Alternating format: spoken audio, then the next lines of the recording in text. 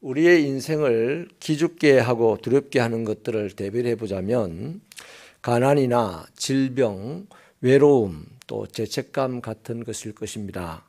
이런 일들로 기가 죽었을 때 세상은 그 사람을 무시하고 조롱합니다. 그러나 하나님은 뭐라고 하시냐? 16절에 보니 두려워하지 말라 시온아 내 손을 늘어뜨리지 말라고 하시죠. 여기 손을 늘어뜨리지 말라는 말은 더 원어적으로 이해하자면 기죽지 마라 이 말입니다.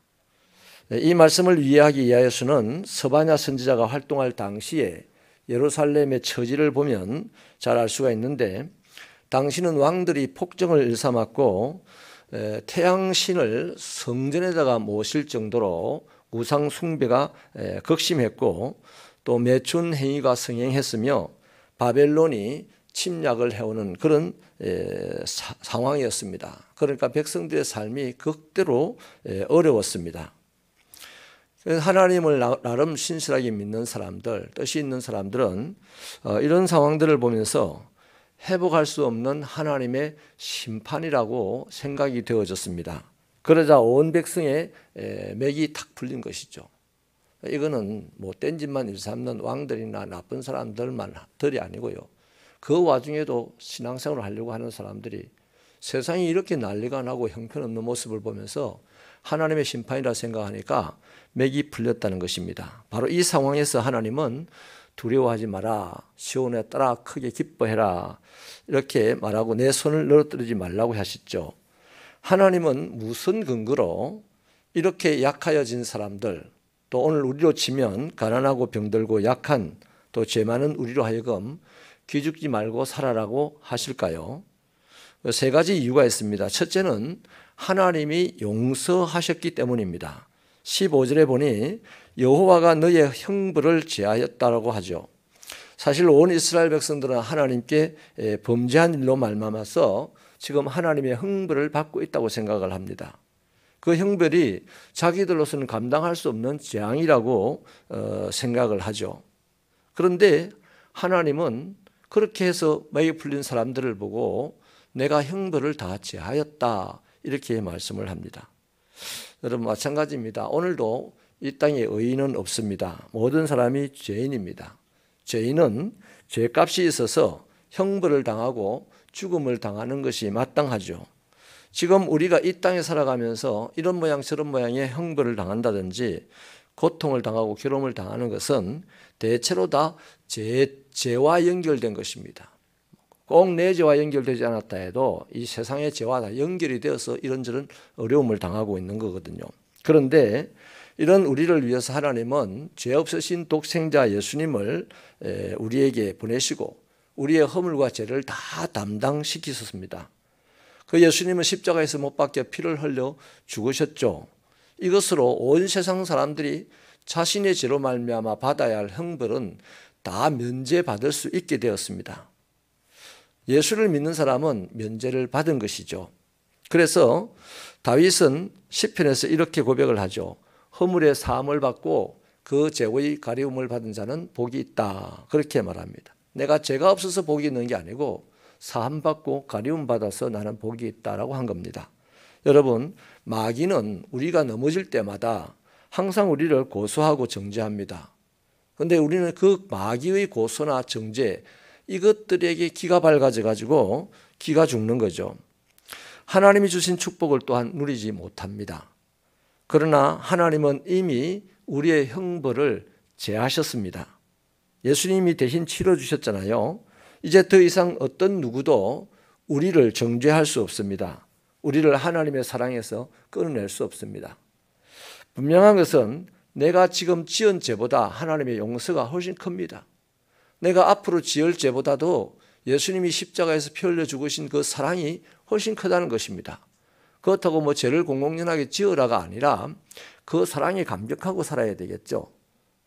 그러나 우리가 연약하여서 죄 가운데 빠진다든지 넘어진다든지 할 때에 하나님이 우리의 모든 형벌을 제하셨다는 것을 잊지 않는다면 다시 우리는 그 사랑 때문에 일어날 수가 있다는 것입니다. 그래서 우리 죄악보다 하나님의 용서가 훨씬 더 큰 것이니 죄 가운데 연약해졌도 기죽지 말고 다시 벌떡 일어나라 하는 말씀입니다. 두 번째 이유는 우리와 하나님이 함께 하시기 때문입니다. 11절에 보니 우리 가운데 계신다라고 말씀을 하는데 이 히브리식의 표현으로는요, 내가 텐트에 말뚝을 박았다 하는 말과 똑같습니다. 그러니까 폭풍우가 치는 황량한 벌판에 텐트 아무리 좋아도 말뚝에 박아놓지 않으면 텐트 날아가 버립니다. 우리 인생이 아무리 멋있어 보여도 말뚝이 박혀있지 않으면 세상 풍파 속에서 날아가 버린다는 것이죠. 그런데 하나님께서 우리와 거하시는데 우리 인생에 하나님이 말뚝을 팍 박아놓고 거하신다는 것입니다. 그러니 여러분, 환난과 풍파가 우리 인생 가운데 몰아친다 할지라도 그 사실을 믿는 사람은 흔들리지 않게 될 것입니다. 기죽지 않을 것입니다. 왜 하나님이 우리와 함께 하시겠습니까? 우리를 사랑하시기 때문이죠. 여기 17절에 보니 하나님의 사랑을 잠잠한 사랑으로 언급을 하는데요. 이것은 아무것도 안 되는 사람을 어른이 아무 말 없이 그냥 어깨동무를 딱 하고 가는 것과 같은 표현입니다. 내가 어깨동무하여 너와 함께 간다 이 말입니다. 잠잠한 사랑이. 그래서 여러분, 하나님께서 어깨동무하고 가시는 그 결과가 이스라엘의 인생 가운데 어떻게 나타나냐? 20절에 있죠. 내가 그때에 이끌고 그때에 너희를 모을지라. 내가 너희 목전에서 너희 사로잡힘을 돌이킬 때에 너희에게 천하 만민 가운데서 명성과 칭찬을 얻게 하리라 여호와의 말이니라. 그래서 예수 믿는 사람은 허물이 있든 없든 반드시 잘 되는 겁니다. 착하게 예수를 믿으면 저절로 형통하게 잘 될 것이고 못되게 예수를 믿으면 얻어맞고 잘 되는 것이에요. 아무튼 잘 되는 것은 똑같습니다. 반드시 잘 되게 되어 있습니다. 예수 믿습니까? 하나님이 나를 안고 가시니 하나님은 당신의 이름을 위하여 우리를 반드시 잘 되게 하시는 거죠. 우리의 명성이 드러나면 야, 저 사람 하나님의 복 받았다 하게 한다는 것이죠. 그렇습니다. 하나님은 우리를 안고 가시면서 말이 없어도 우리의 영혼을 소생시키시고 우리의 육체의 질병을 고치시고 가난한 자에게는 살 길을 주시고 억압당하는 자는 해방을 주시는 그런 방식으로 우리와 함께 가시면서 마침내 하나님은 사람의 눈에 안 보여도 우리의 명성이 세상에 자자하게 드러나게 하신다는 것입니다. 그 사람들이 당신 어떻게 이렇게 잘 됐냐 하실 때 이제 할 말은 우리가 하나님의 은혜 때문이요 라고 해야 되는데 대체로 또 잘 되고 나면 하나님의 은혜를 쏙 빼버리는 게 문제예요. 하나님은 당신의 이름을 위해서 반드시 하나님의 자녀들을 잘 되게 하실 것입니다. 이게 축복입니다. 그러므로 그리스도인은 이 하나님의 축복을 반드시 받을 수 있습니다. 그러니 기죽을 일이 없다 하는 것입니다. 사랑하는 여러분, 오늘도 살면서 일에 지쳐 있을 수 있습니다. 자신의 문제로 헤매고 있을 수 있고요. 죄 때문에 방황할 수도 있습니다. 주님은 지금도 저와 여러분에게 오셔서 용서해 주시고 함께 해 주시고 그분 안에서 우리를 이끌어 가실 것입니다. 지금 현재 우리는 세상에서 인정을 받지 못하고 환영을 받지 못하지만 그래서 세상에 버림을 당하였다는 생각이 들지라도 하나님은 당신의 표신팔로 우리를 안고 가십니다. 그냥 가만히 놀면 되는데 왜 순례의길 40을 해가지고 또 새벽에 하나님 앞에 나와서 예배를 드리게 할까요? 하나님이 우리와 지금 어깨동무하고 가시고 있다는 증거입니다.